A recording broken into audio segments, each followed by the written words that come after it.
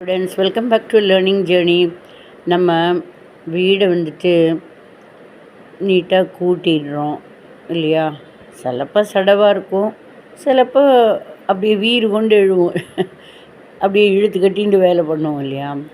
இப்போது கடவுள் என்ன அழகாக நமக்கு உடலில் எந்தெந்த பார்ட்ஸு எந்தெந்த இடத்துல எவ்வளோ அழகாக ஆர்கனைஸ்டாக இருக்குது இல்லையா?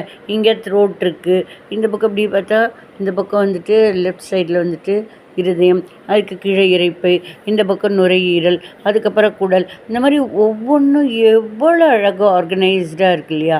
அது அந்தந்த இடத்துல இருக்கிறதுனால ஒழுங்காக அந்த வேலை பண்ணுது. அந்த மாதிரி நம்ம வீட்டில் எந்த பொருளும் தானே காலு கையெல்லாம் நடந்து போய் கசாமுசான்னு இந்த இடத்துல இருந்து அந்த இடத்துல, அந்த இடத்துல இருந்து இந்த இடத்துல அப்படி போய் நம்மளை கஷ்டப்படுத்துறதில்ல. நாம் எந்த இடத்துல வச்சோமோ அந்த இடத்துலையே தான் இருக்குது. நம்ம அதையே அந்தந்த இடத்துல வைக்கிறதில்ல. அதுதான் வீடு கச்சாமுச்சான்னு இருக்குது. அதை அந்தந்த இடத்துல நீட்டாக கஷ்டப்படாமல் டக்குன்னு வைங்க.